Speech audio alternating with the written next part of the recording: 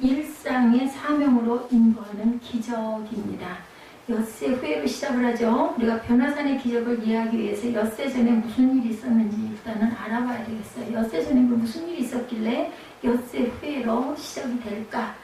바로 전에 있었던 마가복음 8장 27절에서 38절의 말씀과 아주 밀접한 관계가 있죠.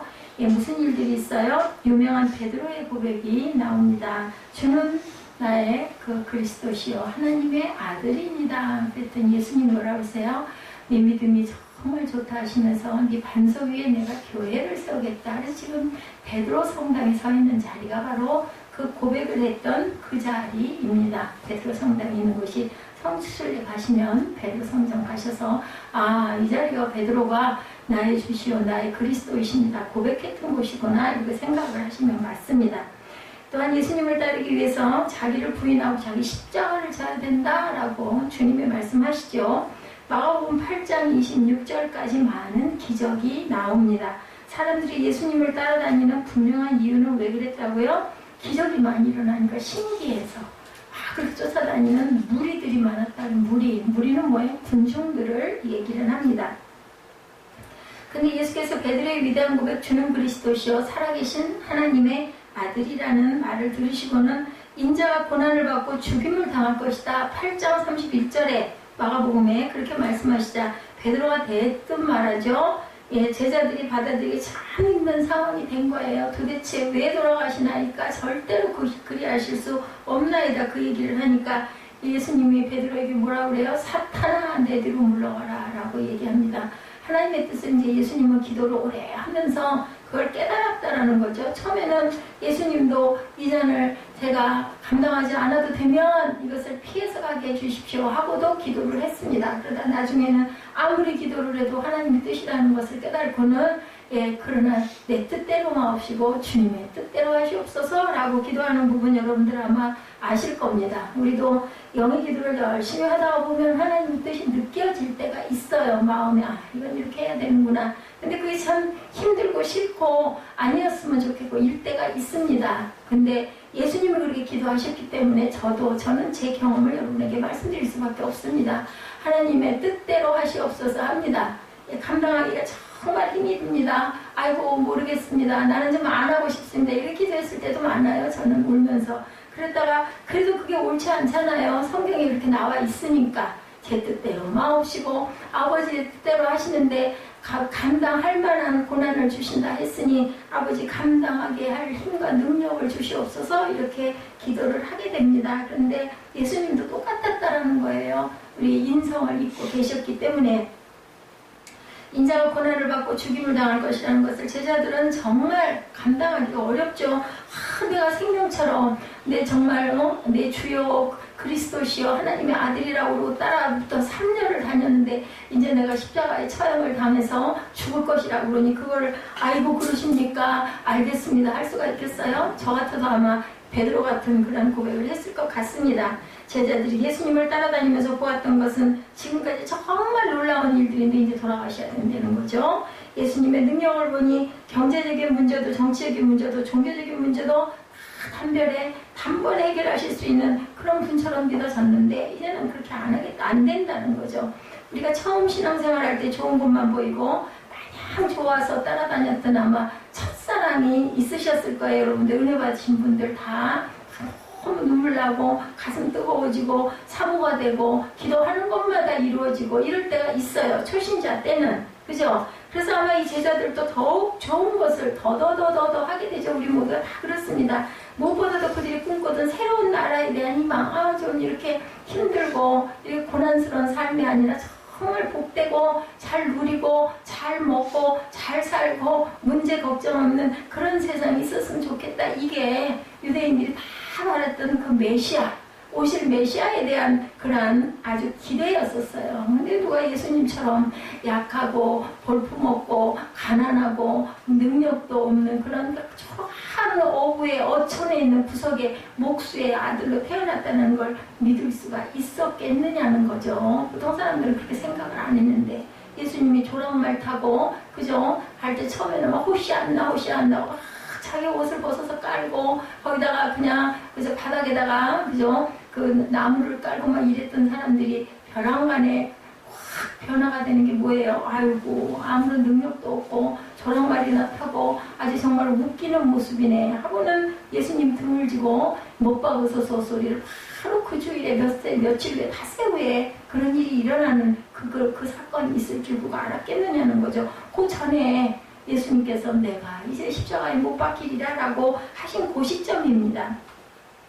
부귀영화를 위해서 예수님을 따르는 것이 아니라 주님의 길을 따라가기 위해서 나를 부인하고 십자가를 져야 할 것이라고도 말씀하셨지만 다들 그건 두렵고 싫어요. 우리 그렇잖아요. 고난 끝에 고진감래 우리 옛말에 그런 말 있죠. 고통을 받고 어려움을 잘 견디면 나중에는 정말 좋은 날이 올 것이라고 하지만 그 고통스러운 날들은 좀 없었으면 좋겠고 편하고 좋은 일들만 있었으면 누구나 다 그걸 바라는 거잖아요. 근데 예수님도 전혀 예외가 아니었다라는 거예요. 내가 십자가를 지고 그리고 못 박혀 죽고 사흘 만에 내가 살아날 것이다. 근데 사흘 만에 살아난다는 건 잘 이해가 상상이 여러분들 휴거 생각해 보시면 진짜 휴거가 일어날 것 같으세요? 현실적으로 잘 안 느껴지실 거예요. 아니 무슨 우리 몸들이 변형이 된 몸이 돼가지고 하늘로 다 올라가고 나머지는 안 믿는 자들 예수를 모르는 자들만 땅에 남아서 짐승의 나라가 시작이 돼가지고 거기서 살려면 이마에다가 짐승의 표를 탁 낙인을 찍지 않으면 세상에서 쌀도 살 수가 없고 필요한 필수품도 하나도 못 사고 결국은 나는 짐승의 나라에 안 들어가 나는 그렇게 안 살래 나는 그렇게 안 가고 천국 갈래 한 사람들 어떻게 해요? 결국은 그냥 생으로 그냥 생으로 그냥 순교를 해야만 천국에 갈 수 있는 그런 세상이 열린다. 그게 이해가 가시냐고요.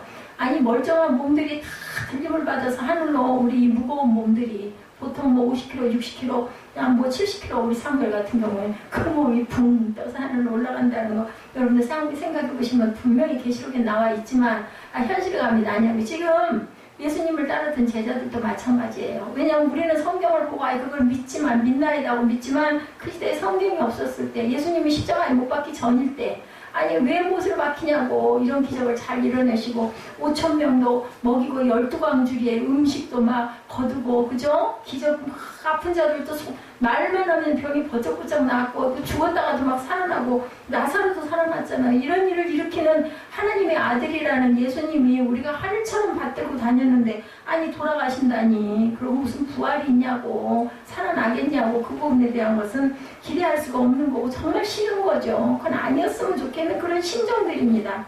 우리가 하나님을 믿는다는 것은 더는 제정신으로 살지 않겠다라는 결단이기도 해요. 그래서 똑똑하신 분들은 이성적으로 생각하시는 분들은 그래 보면 훌륭한 사람들이 예수를 믿는다고 그러고 순교도 하고 재산도 다 바치고 아주 명망 있고 훌륭하고 유명한 사람들이 막 어느 날 갑자기 선교사들이 돼가지고 그저 오지로 가서 자기 재산을 다 풀고 가족을 데리고 가고 그 도대체 미친 거 아니야? 이런 생각이 들 수도 있어요. 근데 그 사람들은 왜 그러겠느냐 생각을 하면 그게 그럴 것도 같기는 한데 도대체 성경을 보면은 모두 다 내가 생각하는 거하고 거꾸로만 하라고 하니까 원수를 맨날 사랑하래 있는 걸 다 퍼주래 무조건 용서하래 그게 우리 생각과 우리 사고방식으로 되겠느냐는 거죠. 제가 전날 상담학에 대한 레포트를 써서 아주 힘들게 몇 날 며칠을 애를 써가지고는 써서 냈습니다. 근데 일반 상담학하고 심리 상담에서 기독교적, 목회적 상담하고는 어떻게 보면 부딪히는 충돌하는 부분이 있는 거예요. 그게 바로 예수의 사랑입니다. 근데 어때요? 사랑이 아니고는 치유가 되는 게 없어요. 그래서 상담을 아무리 많이 해도 병원이 한계를 느끼는 건 사랑이 없이 그런 어떤 기쁨만 갖고 상담하는 것은 마지막에는 해결이 안 된다. 거기에 플러스 뭐가 있어야 된다. 사람이 사람을 사랑하는 마음, 진정한 사랑이 있어야만 이루어진다. 치유가 된다는 걸 누구도, 의사들도 그걸 부인하지를 못해요. 그래서 가끔 병원에서도 기적이 일어나잖아요. 암세포가 어느 날 갑자기 엄청나서 수술로도 불가능했는데 다 일어나는 건 아닌데 때로는 도대체 어떤 그 의사는 그렇게 얘기하더라고요. 그건 기적이 아니라 의학이 아직 점령하지 못한 부분인데 그걸 우리가 아직 증명하지 못한다. 그러니까 그것은 누구의 손에 있다? 우리를 창조하신 창조주 하나님의 손에 있다고 밖에 할 수가 없는 거죠. 그래서 이런 일들이 일어나고 있는데 여기서 지금 하나님께서는 예수님께서는 나는 이제 십자가에 못 박혀 죽을 것이다. 아니 누가 좋다고 하겠어요. 다들 싫다고 하죠. 우리가 하나님을 믿는다는 것은 이렇게 어떻게 보면 세상의 방식과는 거꾸로 가는 방식일 수도 있다는 거. 오늘 본문에도 그 말씀. 아니 베드로가 당연히 그 얘기하죠. 아이고 그렇게 하실 수 없나이다. 어떻게 예수님 그런 형벌을 왜 받으십니까? 예, 그렇게 안 해도 되지 않습니까? 그 소리를 우리 인간적으로는 맞는 얘기인데 예수님께서는 사탄아 네가 내 앞길을 막냐 내 뒤로 물러나라 하고 고함을 치시는 부분이 나옵니다. 우리가 이 세상 속에서 세상 사람들과 같은 논리를 가지고 하나님의 방법으로 살 수 없다라는 거예요. 그렇기 때문에 그렇게 자기의 그 생각을 믿는 사람들 그리고 자아가 강한 사람들은 예수를 믿기가 어렵고 성령을 받기가 어렵다라는 거. 그래서 어떤 심령이어야 한다 그래요. 아이와 같은 심령. 우리 아기들 보면 어때? 단순하잖아요. 그죠? 그냥 엄마가 우주예요. 우주. 세상에 아무것도 다 필요 없어. 엄마만 있으면 돼. 그런 아기와 같은 심령을 가져야 은혜를 받고 하나님의 나라를 유업으로 받을 수 있다라고 왜 성경에서 말씀을 하셨겠냐는 거죠. 지식이 많고 지혜롭고 사리 분별이 정확하고 한 사람들이 순서로 보면 더 먼저 그죠? 하나님 은혜를 받아야 하는데 하나님의 나라는 그렇지가 않습니다. 여러분들 세상적인 그런 관념과 생각으로 어떤 척도를 가지고 자꾸 들으려고 하시다 보면 자꾸 귀가 어떻게 해요? 하나님의 나라에서 점점점 닫혀진다라는 것. 눈이 닫혀진다라는 것을 생각하시기 바랍니다. 그리고 훈련하셔야 돼요. 뭐라고 얘기해요? 힘쓰라고 나와요. 성경에. 힘써 알아가라고 얘기합니다. 그냥 너희들 들으면 아주 달콤하게 들릴 것이라고 안 해요. 힘써 알자. 호세아도 이렇게 고백하죠. 오죽이 나왔는 선지자 같은 사람도 야훼를 힘써 알자라고 얘기를 하겠습니까? 알라가 아니에요. 알자라고 얘기해요. 예, 호세아 같은 선지자도 하나님의 영을 받는 그런 하나님이 특별히 불어서 세운 사람도 고백할 때 우리가 힘써 알자. 우리 함께 저도 똑같습니다. 여러분들보다도 훨씬 못났죠. 이렇게 뒤늦게 은혜를 받아가지고 몸에는 감당할 수 없을 만큼의 그 부담을 지금 안고도 이렇게 하루하루를 가면서 저는 요즘에 하루하루가 기적이에요. 기적. 여러분들은 아마 잘 모르실 거예요. 본인이 아니면 알 수 없어요. 그냥 뭐 그렇겠거니 아이고 어떡해 뭐 이 정도죠. 다 아니 본인이 아니니까. 근데 저는 하루하루가 기적입니다. 어떤 날은 눈을 뜨면 조금 나을 때가 있고 어떤 날은 오늘 같은 날은 정말 도대체 이거 어떡하나 이런 생각이 들어요. 근데 겁은 안 나요.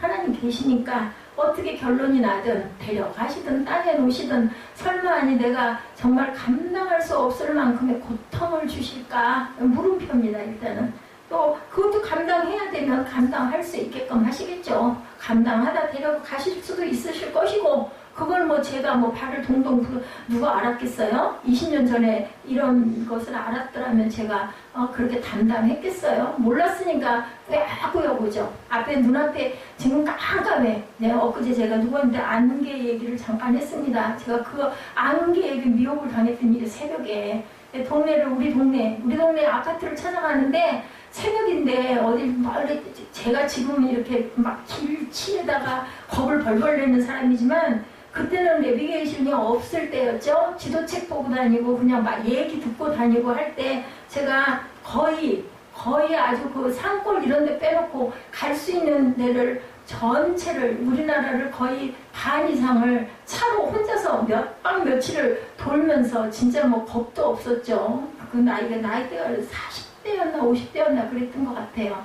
그렇게 해서 돌아서 딱 집 앞에를 도착했는데 중간중간에 친구들이 있었어요. 그래서 맞이해주고 하룻밤 잘 재워주기도 하고 같이 뭐 어디 그 유명한 데를 둘러보기도 하고 그렇게부터 다음 목적지로 갈 때는 그쪽에 있는 친구에게 연락을 해가지고 길 안내도 받고 이제 그렇게 해서 다녔습니다. 그리고 중요한 데를 둘러보고 그렇게 하고는 돌아오는데 집 앞 주변에 왔는데 굉장히 안개가 끼었어요. 그게 시흥이었던 것 같아요. 제 기억에. 시흥이었는지 그 전 지역이었는지 모르겠는데 어쨌든 동네가 안개가 자욱해가지고 한 채 앞이 안 보여요. 볼 수가 없어.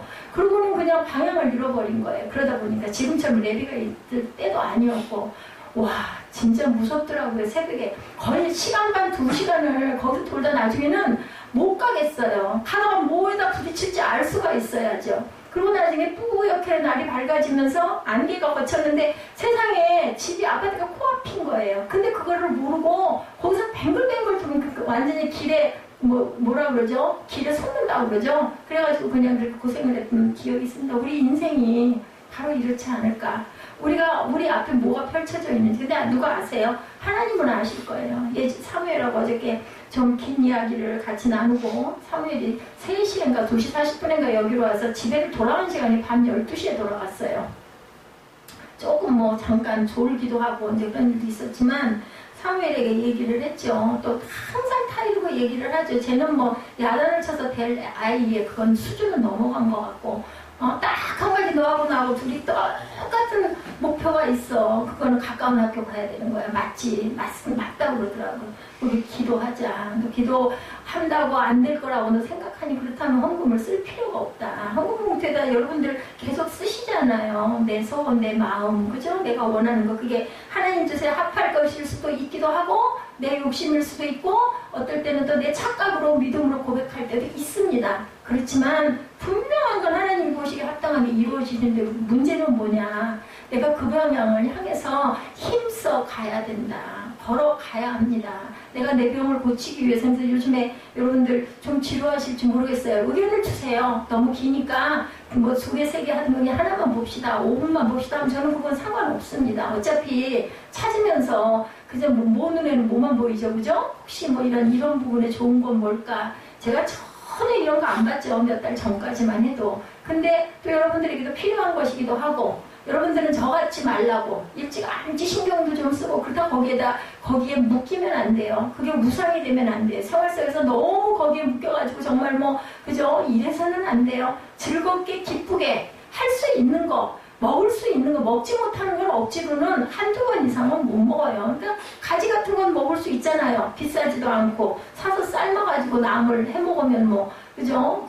칼로리도 낮으니까 여성들에겐 다이어트 된다고 몸에도 좋다고 하니까 그런 건 내가 마음만 먹으면 할 수 있는 거거든요. 그래서 요즘에 함께 같이 봅니다. 보면서 몰랐던 것도 알게 되고 깨닫게 되고 우리 그래서 그 길을 자꾸 가야 돼요. 노력을 해야 돼요. 내가 할 수 있는 것 안에서 할 수 없는 걸 할 수는 없어요. 마지막은 누가 계세요? 하나님이 쥐고 계세요. 제 5년 후가 살아있다면 하나님은 알고 보고 계실 것이고 우리 사무엘 아까 얘기하다 말했지만 사무엘이 통고등학교를 갈 수 있을지 없을지는 2년 후에 보면 어디에 가 있는지 그때는 분명히 나타나겠죠. 우린 지금은 몰라요. 근데 미리부터 알면 어떻게 할까요?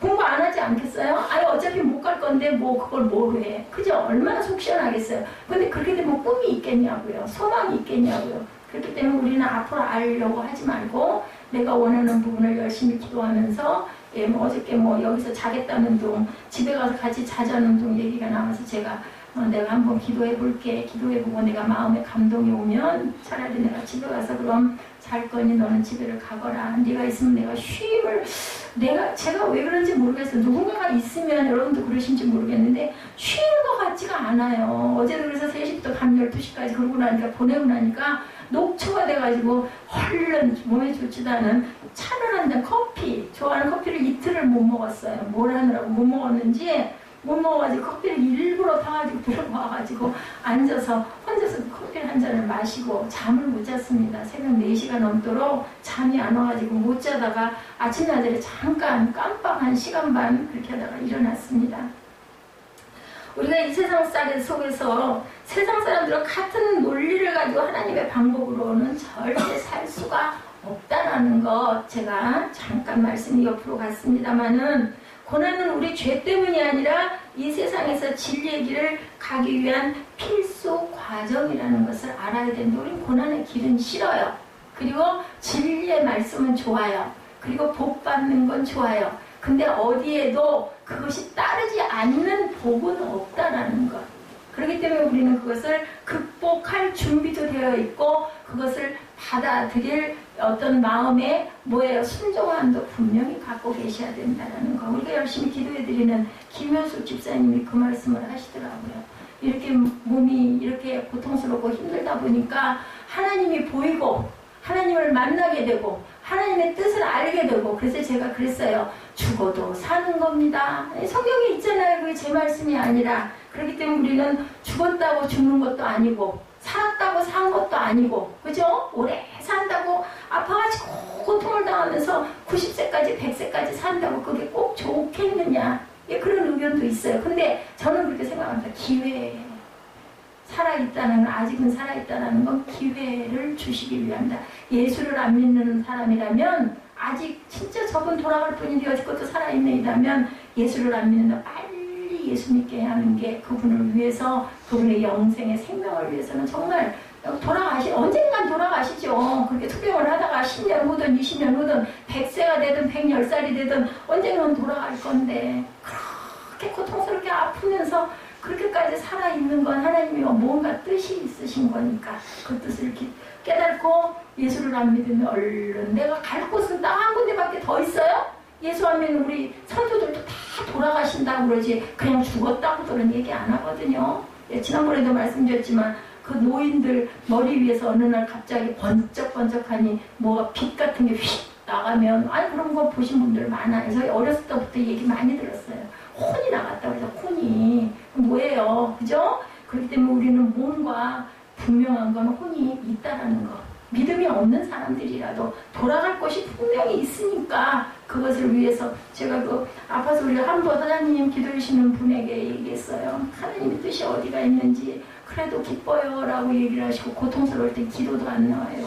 당연하죠. 기도 안 나오죠. 얼마나 췌장암의 말기가 얼마나 아픈데 제가 들어서 아는데 저는 해보질 않았기 때문에 얼마만큼일지는 모르지만 저보다 더 아마 수백 배 더 아프고 힘드실 거예요. 방사선 치료도 마찬가지고. 그래서 그랬어요. 마음을 하나님으로 채우세요. 그냥 앉으나 서나 뭐를 하나 아파서 잠깐 기도 못할 때도 나는 하나님의 것입니다를 계속 입으로 고백을 하시고 마음속에 있는 분노나 누구에 대한 원망이나 뭐 이런 거 욕심이나 이런 거 다 아니 그거 있으면 뭐해. 붙들고 있으면 뭐 내가 무슨 다이아몬드를 금덩어리를 주먹만한 걸 갖고 있으면 뭐래나 죽으면 그거 놓고 갈 건데 안 그래요? 그건 아마 여러분들 다 동의하실 거예요. 그렇기 때문에 마음 안을 하나님으로 가득 채우세요. 그러면 분명한 건 길 잃어버리지 않고 하나님을 그분이 늦게 믿으셨잖아요. 이제 성당에 조금 다니시다 말고 췌장암이 발견이 된 거예요. 그래도 이제는 하나님 소리를 하고 은혜가 감사하다 소리를 하니 얼마나 감사한지 제가 초기에 목사가 되고 나서 제일 먼저 기도했던 분이 바로 그분이었어요. 아니 내 이웃 내 주위에 있는 분 저거 참 예수 믿었으면 좋겠는데 아주 열심히 절에 다니셨거든요. 그 어머니 때부터. 그랬는데 전혀 아니더니 오늘 갑자기 어떤 계기가 있어서 나 그냥 성당에 나가요 해서 얼마나 내가 감사했는지 모릅니다. 그런데 성당에 나가자마자 얼마 안 돼갖고 췌장암이 걸려가지고 방사선 치료를 이렇게 받고 있다라고 얘기를 듣고는 깜짝 놀라 누가 알았겠냐고요. 그러고 또 저는 또 저대로 그 이후에 이렇게 아픔을 겪다 보니까 주변에 아픈 분들 보면 예사롭게 보이지가 않습니다. 얼마나 아플까 얼마나 고통스러울까. 제가 김혜숙 집사님에겐 그랬습니다. 저보다 복되세요. 사랑하는 자녀들이 엄마 손을 기다리는 딸들이 둘이나 있고 사랑하는 남편이 옆에서 그렇게 극진히 보호하고 사랑하고 그리고 살아있기를 원하면 분명히 살아있기를 원하는 사람이 있으면 오래 사실 거라고 나보다 저보다 땅에서 오래 계실 거니 걱정하지 말라고 제가 이렇게 위로를 했는데 그게 그냥 입에 바른 위로가 아니라 제 진심에 마음에 우러나는 위로였습니다. 여러분들 주변에 가족들 아프신 분들 계시면 저 지금 휴가 중이기도 하잖아요. 한 번쯤은 한번 찾아뵙고 평소에 그분이 좋아하시는 거 비싼 게 아니면 어때요? 그죠? 찾아뵙고 따뜻하게 위로하시기를 바랍니다. 이게 바로 예수 믿는 사람의 모습이에요. 안부 한마디 뭐 요즘에는 전화 잘 안 하죠? 카톡 문자 마냥 안부 한번 어떻게 요즘에 잘 지내시냐고 식사는 잘 하시냐고 한마디 따뜻하게 그래서 큰 위로가 되고 소망이 됩니다. 나 살아있기를 바라는 사람, 나를 기억해주는 사람이 이렇게 있구나. 그 생각을 하면은 소망이 생기죠. 어떻게든지 내가 좀 낫고 어떻게든지 해서 내 몸을 좀 보호해야 되겠다. 왜냐하면 하나님이 주신 생명을 소중한 생명을 내가 세상 살아가면서 잘못 관리를 해서 그죠? 일찍 아프고 일찍 고통을 받고 일찍 저도 마찬가지로 몸이 무너지는 거는 하나님께 불충이에요. 부모에게도 마찬가지. 자녀가 뭐 어디 옛날에 그랬대죠. 머리도 내 맘대로 못 자르고 손톱 발톱도 내 맘대로 못 잘랐다고 그래요. 왜냐하면 부모가 주신 몸이기 때문에 하물며 하나님이 부모도 주셨고 하나님이 나도 부모를 통해서 낳아주셨다면 우리는 내게 없어요. 우리 몸도 우리 혼도 우리 영도 하나님의 것인데 세상을 잘 살았으면, 적절하게 잘 살았으면 제가 지금 이렇게 키가 이렇게 많이 줄어있고 이런 모습이 됐겠어요? 정말 제가 잘못한 거죠.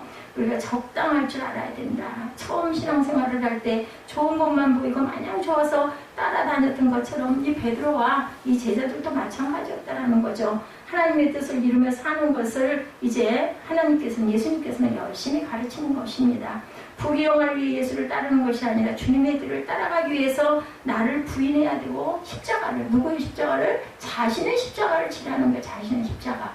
우리의 삶을 살아가면서는 누구나 다 자기 자신들의 십자가가 각각 다 있어요. 없는 사람은 아무도 없어요. 아무리 훌륭하고 성공한 사람들도 자신의 십자가가 있다는 거죠. 세상의 방식이 아니라 하나님 나라의 방식으로 살겠다는 고백을 하시는 저와 여러분들이 되시고, 아까 우리 꿈동이 예배에 뭐라고 그랬어요? 제일 나쁜 게 뭐라고? 두려움이라고 얘기했다고 그러죠? 두려움에서의 해방될 수 있는 저와 여러분들이 되셨을 때 우리에게 하나님께서는 살아갈 수 있는 힘도 주시고 능력도 주신다라는 거. 제자들과 함께 변호사에 오셔서 십자가의 길을 준비하는 때가 된 거예요. 이제는 오늘 본문이 예수님은 수많은 군중이 따르는 것을 보시고 십자가의 길을 말씀하시지 않았어요. 뭐라 그랬어요? 주는 그리스도시요 살아계신 하나님의 아들이라고 고백한 베드로와 제자들에게 십자가의 길을 말씀을 하셨다라는 것을 여러분들 기억하시기 바랍니다. 십자가의 길은 모든 사람에게 열려있지만 모든 사람에게 그 길을 가도록 요구하지는 않는다는 겁니다. 이 본문이 적어도 예수님을 자기 삶에 뭐로 고백하는 사람들, 나의 주인입니다. 주로 고백하는, 로드로 고백하는 사람들에게 주어지시는 길이 바로 십자가의 길입니다. 아마 오늘 변화산 사건이 그것을 말해주고 있는 거죠. 이제 대충 사람들을 데리고 가는 게 아니라 십자가의 길을 가려는 사람들만을 데리고 가시겠다라는 뜻이죠. 변화산 사건은 우리가 평범한 성도로 살 것인지 제자로 살 것인지 갈림길에서 무엇을 선택한지를 묻고 계십니다. 우리가 성경을 보면 종종 이해할 수 없는 부분 중에 하나가 왜 예수님은 유독 그죠? 세 사람 베드로, 요한, 야고보 누구예요? 세베대의 아들 요한과 야고보죠? 하나는 우편에 하나는 좌편에 함께 하소서. 누가 그랬어요? 세베대의 아내가 그랬죠. 세베대의 아들들을 그랬으니 세베대라는 그 어부에 아주 근데 어부인데도 굉장히 선주라고 그러죠? 좀 잘 사는 집이었던 것 같습니다. 배를 갖고 있었으니까. 그 엄마가 그렇게 아들들을 하나는 예수님 오른손, 하나는 예수님 왼쪽, 그러니까 옛날로 말하면 좌청령 500호 이런 자리에 앉게 해달라고 어떤 벼슬을 생각하는 그런 엄마였지만 저는 그 어머니의 심정을 알 것 같습니다. 예수님의 명확한 의지와 주권이 드러나는 장면이 오늘 본문 2절에 예수께서 베드로와 야고보와 요한을 데리시고 라고 되어 있습니다. 아주 그 NIV 성경에 보면 아주 명확하게 주어를 증명하고 있습니다. Jesus took Peter, James and John with him and led them up a high mountain. 높은 산에 세 제자를 데리고 올라가셨다라고 말씀하고 계시죠. 그리고 그들이 보는 앞에서 뭐가 변화가 됐어요? 용모가 변화됐다. 오늘 본문이죠. 근데 그 용모가 어떻게 변화됐다? 어떻게 그 모습이 광채가 빛이 나는지 아무리 빨래를 그 옛날에 특히나 어떻게 그렇게 휘어질 수가 있을까 싶을 만큼 용모가 변화됐다라는 겁니다. 베드로는 수제자의 역할을 하는 사람이고 예수님이 순환을 당하시던 때 재판정에서 예수님을 부인하는 죄를 범했어요. 여러분 다 아시죠? 자, 그래 어린 소녀가 물어보는데 나는 몰라. 나 그 사람 몰라. 3번이나 부인을 하죠. 어쩌면 베드로가 당하게 될 그 일들과 그가 곧바로 나가 통곡하며 회개할 수 있었던 것이 변화산의 체험과 연관이 되어 있는 건 아닐까 싶습니다. 야고보는 예수님의 제자 중 예루살렘에서 최초로 순교한 사람, 제일 먼저 순교했어요. 야고보는 아마도 박해 시대를 지나는 동안 그가 믿음을 지키고 첫 번째 순교자가 될 수 있었던 힘이 아마 변화산 체험 때문 아니었을까. 거기에서 엘리야를 봤잖아요. 그리고 예수님이 형상에 변화된 기적을 보았기 때문에 그리고 첫 번째 순교를 할 수 있지 않았을까. 그것도 어디 가야 알아요? 천국 가서 물어봐야 알아요. 야고보한테. 그래서 순교할 수 있었어요? 하고 물어봐야 알아요. 우리는 짐작할 뿐입니다. 자신들이 원하던 메시아가 아니라고 사람들이 떠나갔지만 명확하게 들었던 음성과 변화된 모습을 가슴에 담고 지도자로서의 자리를 지켰을 수도 있을 것이다 인 겁니다.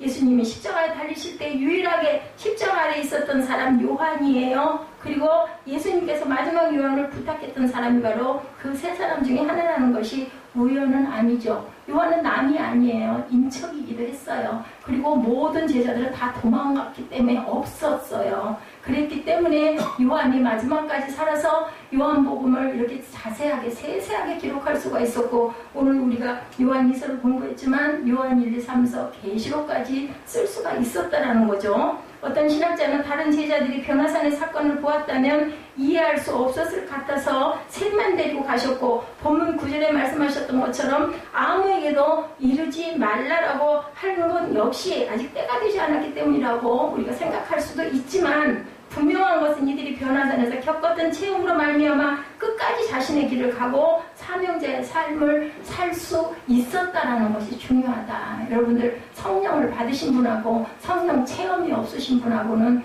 달라요. 중간에 옆길을 갈 수도 있지만 결국은 돌아옵니다. 아, 내가 분명히 그런 은혜가 있었지. 그거는 절대로 잊어버릴 수가 없어요. 그런 체험이 없는 사람들은 아, 그렇다는데 하고 사모하다가 그걸 끝내 그것을 그런 체험을 못하면은 그 체험을 했던 사람하고는 좀 많이 다릅니다. 신앙생활 하는 것 자체가. 예수께서 기적을 행하시는 것은 언제나 이유가 있었죠. 기적이 목적이 될 수는 없지만 우리의 삶에서 기적을 체험하는 것은 우리의 삶을 지켜줍니다. 우리의 신앙을 지켜줍니다. 그것의 근거가 되죠. 3명의 제자들이 본 것이 3, 4절에 보니 그 옷이 광채가 나며 세상에서 빨래하는 자가 그렇게 희귀할 수 없을 만큼 매우 희어졌더라. 이에 엘리야가 모세와 함께 그들에게 나타나 예수와 더불어 말하거늘, 성경은 조금이라도 아는 사람이면 어렴풋하게 생각나는 게 있을 겁니다. 출애굽기 34장 30절에 나오는 모세의 빛나는 얼굴, 혹은 다니엘서에 나오는 인자에 대한 다니엘의 환상이 증거하고 있죠. 그의 옷은 다니엘 7장 9절입니다. 희기가 눈 같고 그의 머리털은 깨끗한 양의 털 같다라고 이렇게 증거하고 있습니다. 이 같은 모습을 보는 것만으로도 대단한데, 엘리야와 모세가 그들 앞에 나타나 예수님과 말씀을 하기 시작을 했다는 그것을 본 거예요. 이 세 사람은, 베드로와 요한과 야고보는. 엘리야와 모세는 이스라엘 백성들이 가장 존경하는 선지자였거든요. 모세는 선지자 중 처음으로, 엘리야는 선지자 중 마지막으로 하늘에 들려 올라간 사람이죠. 하나님의 모습을 대면하여 보았던 이 두 사람이 예수님과 이야기하는 장면을 본다는 것은 제자들이 정말 평소에도 꿈꾸던 모습이 아니었을까. 만약에 여러분들이 그 체험을 하셨다면 어떠실 것 같아요? 춤추실 것 같지 않으세요? 그러자 베드로는 갑자기 예수님께 이런 제안을 하죠. 5절 6절에 오늘 본문입니다. 베드로가 예수께 고하되 랍비여, 우리가 여기 있는 것이 좋사오니 우리가 초막 셋을 짓되 하나는 주를 위하여, 하나는 모세를 위하여, 하나는 엘리야를 위하여 하사이다 하니, 이는 그들이 몹시 무서워함으로 그가 무슨 말을 할지 알지 못함이더라. 베드로가 예수님께 말하는 것은 어때요? 즉흥적이고 아주 용감무쌍하고 굉장히 감정적이에요. 베드로는, 그죠? 성격이 급하기도 하고 우리가 그런 모습을 많이 봅니다. 하나님이 행하신 기적을 보던 것이 믿음이 아니라 그 기적이 무엇을 말하는지를 깨닫게 될 때 진정한 믿음이 시작되지 않을까. 우리가 그렇기 때문에 어떤 기적이 일어났을 때, 어떤 신비의 체험을 했을 때 체험이 중요한 것이 아니라 왜 내가 이 체험을 했을까? 왜 내가 이런 질병을 앓을까? 이거를 생각해 봐야 한다. 내가 왜 이 고난을 받을까? 내가 왜 이런 환경에 있을까? 이것을 생각해 봐야 돼. 원망하고 불신하고 아무 소용없어. 아무런 도움이 안 돼요. 그렇게 해가지고는 어떤 해답도 얻을 수가 없어요. 그러면 왜 나는 이런 환경이고 왜 나는 이런 일들이 일어나서 지금 이 자리에 있을까를 하나님께 묵상하고 구할 줄 알아야 된다. 그리고 절대로 부정적인 사고를 하는 사람들은 소망을 품고 갈 수가 없다라는 본인에게 마이너스예요. 그런 마음을 품지 마시기 바랍니다. 하나님이 행하시는 기적을 보고 엉뚱한 일을 생각할 수 있다는 것이 흥미롭죠. 그동안 기독교 역사를 통해서 하나님의 기적을 경험했던 많은 사람의 믿음의 본질을 벗어나서 잘못되었던 이유가 바로 여기 있어요. 가장 심각한 오류 중에 하나는 기적이 일어나는 장소에 초막을 짓고 머무르려는 생각입니다. 초막을 짓고 난 그 자리에 있을 거야. 기적의 장소와 사건을 보존하고 자랑하려는 마음, 혹은 자신의 것으로 소유하려는 인간에게 다 있어요. 그래서 유적지가 있고, 그래서 성당도 그 자리를 기념하는 예수 기념교회 그 자리, 예수님이 태어나셨던 그 말고요 그 자리에 예수 기념교회가 세워져 있는 거예요. 사람들이 그런 마음, 기념하고 싶으니까 당연한 마음이 나쁜 마음 아니에요. 그거는 이 자리가 그 자리였구나. 십자가의 고난의 길, 그죠? 그 길도 다 여기서 쓰러지셨고 여기서 어땠고 이런 부분의 것들을 그게 기록해 놓은 부분에 서 사람들이 성지순례라는 그 자리를 꼭 가서 보려고 합니다. 그리고 어때요? 그 카타콤 지하에 뭐 30층, 60층 내려갈 수 있는 데까지 내려가면서 그냥 뭐 예수를 깊이 안 믿던 사람도 성지순례 갔다가 거기 가가지고 요새 기도하시던 자리에 그 얘기를 들으면 그냥 그 자리에 들어서면서 통곡을 한다고 합니다. 우리 마음에는 하나님의 마음이 있기 때문이에요. 하나님을 사모하는 마음이 있기 때문에 기적의 장소와 사건을 보정하고 자랑하라는 마음이 결코 나쁜 마음은 아니에요. 그래서 되게 기적을 경험한 사람들이 편협해지죠. 자신의 체험에 집착합니다. 나는 이런 체험도 했고, 나는 이런 기적도 일어났고, 나는 이런 병 치유도 받았고, 막 그걸 자랑하게 되죠. 하나님 처음에는 하나님의 영광을 위해서 하다가 나중에는 이제 내 영광이 돼버리는 거죠. 병 고침을 하는 사람들도 마찬가지입니다. 다른 사람을 인정하지 않을 뿐 아니라 이제 행하신 하나님의 기적도 기대하지 않게 됩니다. 나는 이렇게 돼서 내가 이룰 수 있었다. 이제 내가 막 자꾸 살아 일어나는 거죠. 분명 하나님이 행하시는 기적을 체험하고 났는데 더는 하나님의 행하심을 인정하지 않는 인간의 완악합니다. 그러면 변화산의 기적을 체험하도록 인도하신 예수님의 목적은 무엇이었을까? 모든 기적의 이유가 있듯이 오늘 이 기적의 사건, 오늘 본문의 사건을 통해서 분명한 이유를 발견해야 하는데 예수만 보이는 것이 정상입니다. 믿음을 기념하고 간직하는 것은 좋으나 거기에 머무르는 것은 옳지 않습니다. 어땠어요? 은혜 받고 마가의 다락방에서 성령 받은 모든 제자들이 어떻게 했어요? 거기서 뭐 계속 기도만 했나요? 아니면 그냥 나는 이렇게 성령 받았으니까 그냥 잘 먹고 잘 살아도 나는 이제 기도만 하면 하나님이 보이니까 난 이렇게 살다가 나는 죽을 거고 내 가족만 보호하면 될까 이러지 않았잖아요. 다들 어떻게 했어요? 못 견뎠죠? 그 성령의 힘을 가지고 막 튀어나갑니다. 나는 뭐 아프리카로 가고 나는 어디로 나는 인도로 가고 막 각지로 튀어나가서 자기하고 연결되어 있는 곳으로 가서 예수를 증거하고 전하다가 결국은 뭐였어요? 거의 다 순교를 하죠. 그죠? 어차피 갈 거 난 하나님을 봤다는 거죠. 뭐 여기서 사나 하늘에 가서 사나 뭐 달러 안 가봤지만 이미 마음에 하나님의 나라가 임했기 때문에 전혀 자기 지금 살아있는 것에 대해서는 욕심. 제가 화니크루스비 그 43장이 그분이 자기 그 은혜, 하나님이 임한 은혜가 너무너무 감사해서 그 43장의 고백이 찬송으로도 보답할 수 없는 그 사랑이라고 얘기하지 않아요? 정말 저는 그 가사의 은혜를 요즘에 계속 받습니다.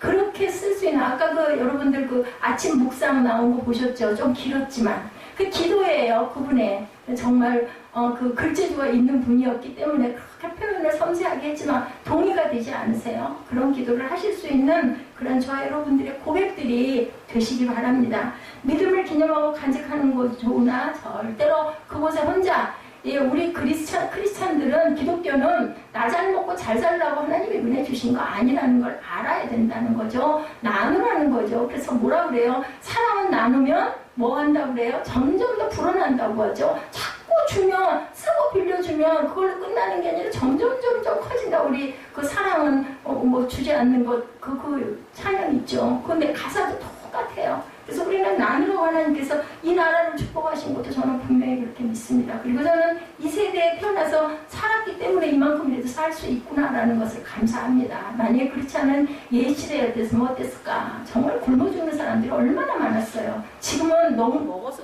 병으로 인해 돌아가는 분들이 많죠. 그죠? 정말 감사해야 됩니다. 그렇기 때문에 아끼고 절약하고 내게 남은 것을 뭐 어디까지 쫓아가가지고 무슨 선교하고 전도할 수 없지만 누구에게, 내 주변에, 내 이웃에게, 내 가족에게, 내 자녀에게, 아니면 뭐 옆에 있는 친구들에게 부족한 것, 그분에게 부족한 것 내가 좀 있으면 나눠주고 또 사랑받고 주면 어때요? 아유 감사합니다 하지 않아요? 축복받는 거예요 그게. 그리고 되도록이면 여러분들 입술로 상대방들이 자꾸 축복해주세요. 좋은 말. 그분의 어떤 분들이라도 아무리 부족한 분들이라도 그분에게 좋은 부분을 찾아보면 있습니다. 어떤 부족한 아이에게라도 장점은 분명히 있다는 거죠. 어젯밤에 사무엘한테 너는 참 이 다음에 오래오래 건강하게 장수하고 참 살 거라고. 왜 그러냐고 그러더라고요. 그래서 너는 절대 어떤 상황이든 겁을 내거나 절대로 막 불안해하거나 겁내는 일이 없어. 그러니 너는 참 성격이 좋은 거야. 제가 왜 아니 진짜요. 칭찬을 했습니다. 근데 그러다 보니까 내가 열을 받기도 한단다 하고 얘기를 했습니다. 제가 부족한 거죠. 예수께서 변화산의 기적을 보이신 후 제자들과 곧바로 내려오신 이유 어때요? 믿음을 기념하고 간직하는 건 좋으나 거기에 머무르지 않는다라는 것의 증거라는 거예요. 내려오시면서 예수님 뭐라고 그러세요? 절대로 이것을 남들에게 얘기하지 말라고 얘기하죠. 앞으로 이루어질 일들이기 때문에 그들이 체험한 것이 모두가 아니라는 겁니다. 예수께서 변화산의 기적을 보여주신 이유는 그들이 보았던 기적을 가지고 세상에 내려와서 살리는 일을 하고 살라라는 거죠. 이렇게 제자들이 변모한 예수님과 모세와 엘리야를 보며 당황할 때 하늘에서부터 음성이 들리죠. 7절이죠. 마침 구름이 와서 그들을 덮으며 구름 속에서 소리가 나되 이는 내 사랑하는 아들이니 너희는 그의 말을 들으라 하는지라. 또 언제 그랬어요? 예수님이 세례 요한한테 세례 받으실 때 하늘이 열리고 이는 내 사랑하는 아들이요 기뻐하는 자다라는 음성이 들렸다고 분명히 성경에 나타나 있죠. 구름이 나타나 모세와 엘리야와 예수님의 모습을 뭐 해버렸다? 덮어버렸다라고 나타납니다. 그래서 비밀이에요. 시크릿이에요. 그것을 깨닫고 아는 사람들은 그래서 기쁜 거예요. 다 그걸 알면 얼마나 좋을까. 얼마나 나도 사모하는데 왜 나는 안 되는 거야? 그 때가 있겠죠. 그죠? 하나님의 뜻이 있으실 겁니다. 우리가 하나님을 인정하게 되는 때는 영광이 가려질 때라는 것. 영광 중에 우리는 두렵고 하나님을 제대로 볼 수가 없고 기적의 순간이 아닌 기적이 지나가고 난 자리에 하나님의 세미한 음성이 들린다라는 거. 여러분들 기도 묵상 쭉 하시다 보면 항상 그렇지는 않겠지만 어느 때 마음에 감동으로 오실 때 없으세요? 그게 내 감동일 수도 있고 하나님이 주신 감동일 수도 있지만 그 내 감동이 하나님의 말씀하고 합해질 때 아 이건 하나님의 뜻이구나. 우리 그러고는 마음이 어떻든가요? 기쁘죠. 발걸음이 가벼워집니다. 아 하나님이 나를 알고 계시고 나를 보고 계시고 내 기도를 들으시는구나 라는 그런 감동이 저는 너무너무 눈물이 나게 기쁘더라고요. 그래서 하늘로부터 음성이 들리죠. 이는 내 사랑하는 아들이 너희는 그의 말을 들으라. 이걸 들은 거예요. 그 음성 외에 보니 그곳에는 누구만 계셔요? 예수님만 보여요. 엘리야하고 모세는 어디로 가버리고 없어요. 그죠? 주님을 본다는 것과 주님의 음성을 듣는다는 것은 같은 차원의 문제라는 겁니다. 변화산 기적의 이유는 예수님이 누구신지 바로 보는 것입니다. 그래야 참된 신앙의 삶을 살 수 있기 때문이고 예수님이 행하셨던 기적이 아니라 하나님께서 우리를 위해 화목제물로 보내주신 아들 예수 그리스도를 보아야 한다라는 의미를 갖고 있습니다. 우리가 신앙의 오류에 빠지는 중요한 이유 가운데 하나가 듣기보다 말하기를 좋아하기 때문은 아닐까. 우리는 사람들 앞에서만이 아니라 하나님 앞에서도 수다스러울 때가 너무 많아요. 그죠? 그 쓸데없는 말을 많이 할 때가 많이 많습니다. 군더더기 얘기를. 우리의 삶에는 들어야 할 때도 있고 말해야 할 때도 있다는 것을 알아야 된다. 우리에게 귀 2개를 주시고 입을 하나 주신 것은 말하는 걸 조금 들으라는 거죠. 많이 듣고 많이 들어주고 말은 더디게 하라는 뜻이라는 거죠. 우리가 하나님께 기도할 때도 아뢰는 기도와 듣는 기도가 조화를 잘 이루어야 된다. 그런다 그러죠. 재밌는 얘기가 있죠. 막 기도하죠. 1시간에 그냥 땀을 쩔쩔 흘리면서 우리 그 집사님들 중보기도 하시는 그 집사님들 권사님들 막 열심히 장모님들 기도하시는데 기도하면 급해. 다음에 갈 데가 어디가 있어. 뒷일이 있어. 다들 뭐 예배 드릴 때는 예배 그 시간에 드리지만 뒤에 다 스케줄이 다 있죠. 아이고 하나님 감사합니다 하면 하나님 음성 들을 생각 안 한다라고 실컷 기도해놓고 하나님 음성을 사모하지 않고 간다. 그런 이야기가 있습니다.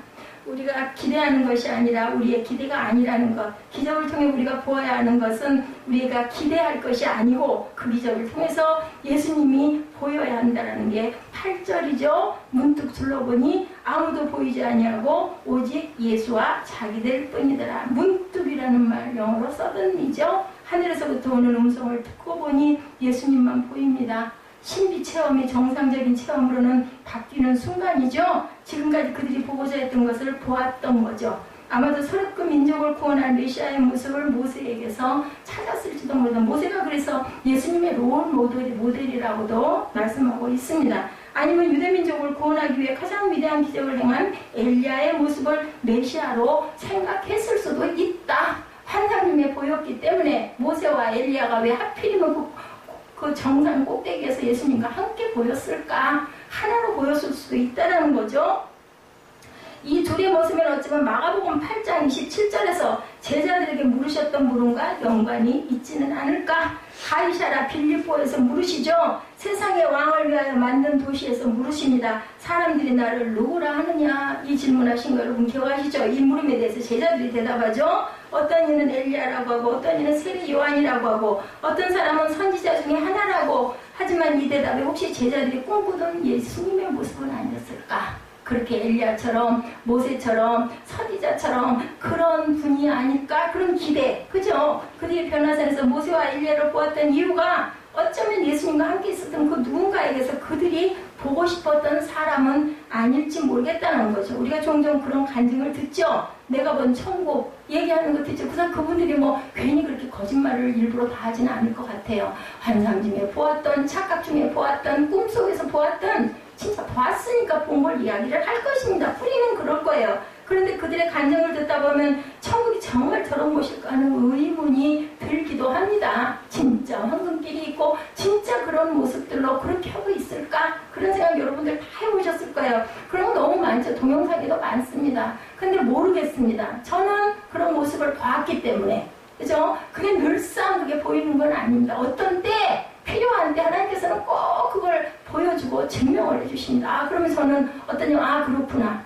아, 이게 하나님의 뜻이구나. 뭐 그게 제 착각일 수도 있고 저 환상일 수도 있지만 그럴 때 기쁨이 올 때 그건 하나님의 뜻인 거죠. 그리고 남에게 피해를 주는 게 분명히 아니죠. 예를 들면 뭐 이 성전을 이렇게 해서 만들어서 그죠? 인테리어를 할 때 바깥에 써있는 벽, 글씨 저런 것들은 저는 제 환상 중에 본 모습들입니다. 이 교회의 색깔, 그리고 말씀 이런 부분들을 하나님이 주셨습니다. 의자의 색깔을 구할 때도 기도했고 물을 놓을 때도 강단을 놓을 때도 사회성을 놓을 때도 피아노를 놓을 때도 기도해서 그 모습 그대로 보여주신 그대로 방 안에 목욕실 같은데 영유아실에 있는 그 현수막 걸 때도 그런 부분도 하나님께서 알려주신 걸 저는 감동으로 그대로 받아서 전도사님 도움을 받아가지고 이 성전을 세웠습니다. 지금 우리의 지식으로 표현하지 못하죠. 우리가 가게 될 천국이 어떤 곳인지 우리는 알 수 없습니다. 하나님과 우리가 누리게 될 정말 좋은 것, 지금 우리의 생각으로는 다 할 수 없는 것, 분명히 천국을 있다라는 것을 저는 여러분들에게 정말 말씀드릴 수 있습니다. 봤기 때문에. 그리고 이 왼쪽 벽, 제가 본 쪽에서 왼쪽 벽이죠. 어떤 환상 중에 이 왼쪽 벽이 금색이 나는 반짝반짝 빛나는 황금벽으로 제가 언제 이전을 해야 되지 않나. 너무 사람들이 안 올라오니까 사람의 생각이겠지만 그거 가지고 기도했을 때 왼쪽 벽이 황금벽으로 아무것도 없었어요. 그러면 여기 있어야 되는구나. 그랬습니다. 그럴 때마다 보여주십니다. 하나님께서는 제 착각일 수도 있습니다. 그렇지만 왜 베란간에 보통 때는 아니다가 그 기도를 열심히 할 때 왜 보여주실까? 그 성령께서 나를 미련한 나를 알게 해주시는 분 아닌가. 제가 이렇게 병중에 있게 되고 몸을 온전하게 쓰지 못하게 될 줄 아시고 집에서 더 먼 데가 아니고 더 큰 데가 아니고 내가 감당할 만한 아직은 제가 이 성전을 감당을 합니다. 여러분들 모르시지만 제가 조금 힘이 날 때는 여러분 뒤에 앉은 자리 사람들 안 왔는데 먼지가 뿌옇게 쌓여요. 그 청소기가 거기까지 안 들어가기 때문에 그러면은 물티슈 쓰다가 버린 것들 모아서 궁상스럽다고 하든 말든 그거 장갑 비닐 장갑 끼고 물 접시 가지고 거기 구석까지 옆에 있는 병풍 위까지 한 번씩 다 닦아요. 예지 있는 저 구석팀이 손 안 들어가는 그런 데까지 그렇게 아주 허리가 끊어져 나갈 것 같아서 구석을 되도록이면 손 안 닦고 발 안 닿는 데까지 저는 닦고 다닙니다. 꽃식물들이 잘 안 자라서 마음이 아파요. 기념이라고 심어놨던 꽃들이 자꾸 죽으니까 혹시 이게 나쁜 생각이 자꾸 들기도 합니다. 그렇지만 하나님께서는 다른 건 몰라도 제 마음을 아시지 않을까. 꽃이 하나가 시들면은 창문을 열고 물을 주고 올여름에 더 화분이 활짝 펴 일어나는 걸 보면 와 생명이구나. 심지어는 생강을 심었더니 생강나무에서 싹이 나는 걸 보고도 아 그게 정말로 이렇게 해서 생명이 뿌리에서 이렇게 해서 싹이 나고 물을 주니까 마음으로 기도하면서 물을 주니까 저렇게 살아 일어나는구나. 이런 걸 보면 저는 너무너무 신기합니다. 만약에 제가 잘 나가는 목사였으면 그런 걸 느끼기나 했겠느냐고요. 그리고 하나님 사모하는 마음이 이만큼 있겠느냐고요. 그러니까 여러분들 눈에 보이는 것만이 다가 아니라는 거 믿으시기 바랍니다.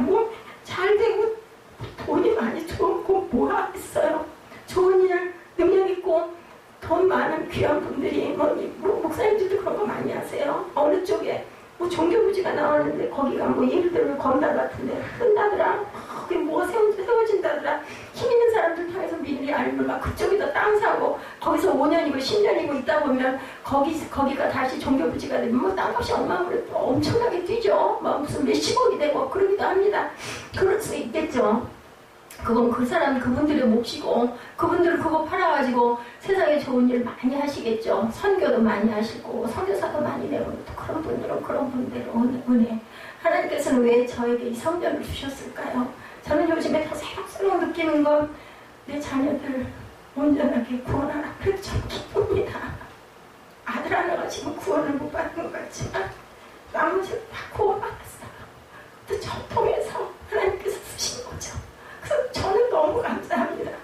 여러분들 그 은혜를 절대 잊어버리지 마시고 제가 없는 이 다음에라도 주변에 꼭 열매를 맺으시고 자녀를 통해서든 내 친구를 통해서든 인척을 통해서든 예수의 열매를 맺으시는 하나님의 복된 하나님의 귀한 자녀들 제자들 되시기를 주님의 이름으로 축복합니다.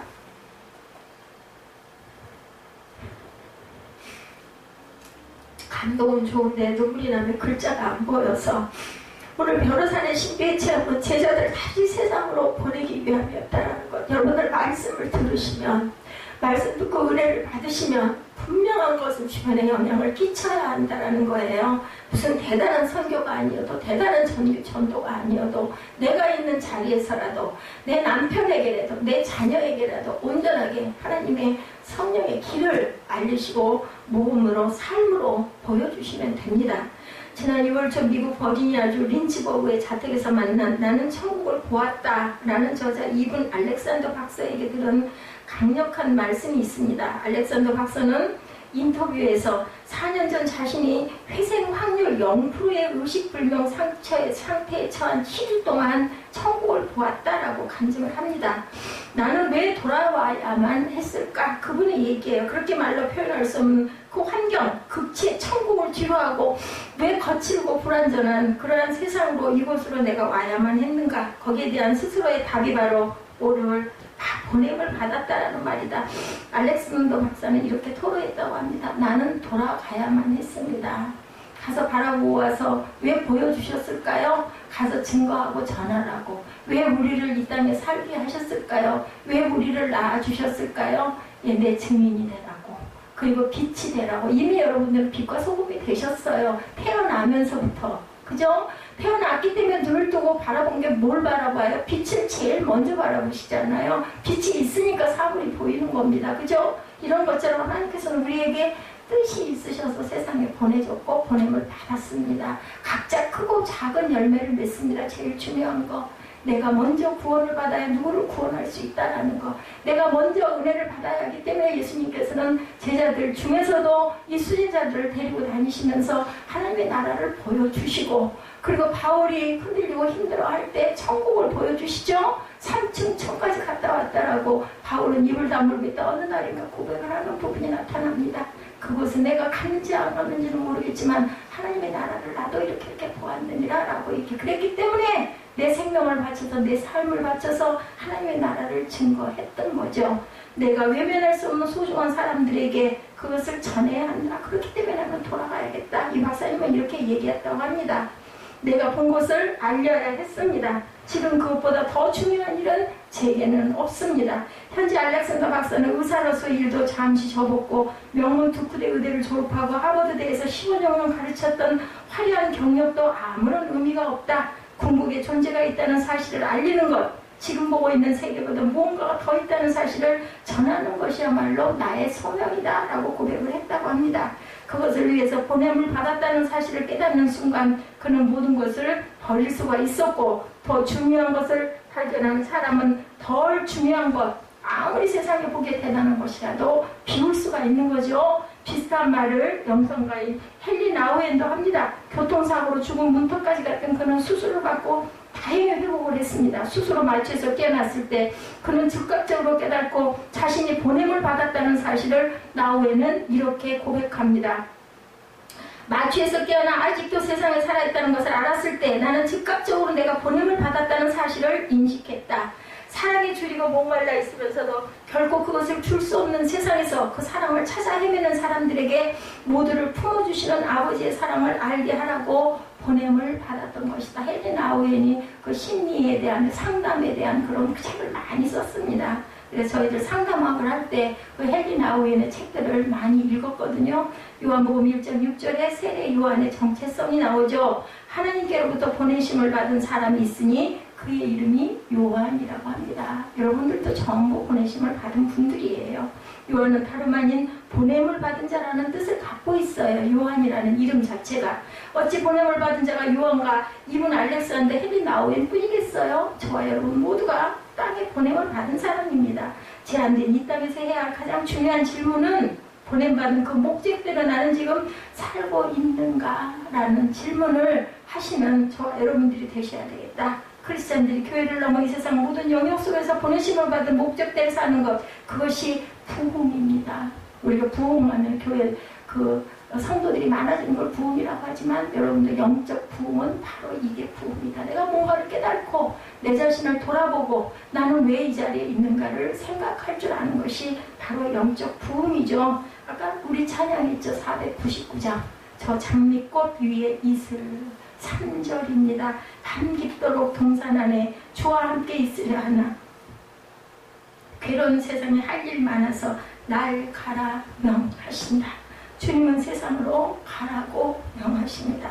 변화산에 머물러 있고 싶은 욕망을 접고 거친 세상에 나가 그 땅을 변혁시키는 것, 그것이 보내심을 받은 우리의 소명입니다. 클 수도 있고 작을 수도 있습니다. 또 나 하나 잘 지키다 가까스로 지키다 가는 그런 분도 계십니다. 우리가 천국을 본 이유는, 우리가 기적을 체험하는 이유는 우리가 늘 경험하는 유혹이라는 것, 신비를 체험하면 신비한 곳에 머무르고 싶다는 것, 세상에 걱정과 근심이 있는 곳으로 다시 가고 싶지 않다는 것, 그건 누구나 다 같습니다. 그런데 주님께서 우리를 변화산에서 만나신 이유는 우리가 그 체험을 품고 세상으로 가라라는 뜻이라는 것을 우리가 알아야 한다. 그래서 주님은 변화산의 체험 이후에 제자들과 함께 세상으로 내려오셨고 그 산 아래는 귀신 들린 아들을 고치려고 제자를 찾아왔던 아버지의 이야기가 이어서 그 다음을 기록하고 있습니다. 변화산 아래에서 우리가 만나는 세상은 귀신 들린 자들이 있는 세상이라는 거예요. 세상이 평화롭고 아름다운 곳이 아니라 귀신 들린 자들이 있는, 믿지 못하고 상처받고 헤매고 울고 절망하고 암흑이고 깜깜한 곳, 그 세상으로 우리는 보내심을 받았다는 것.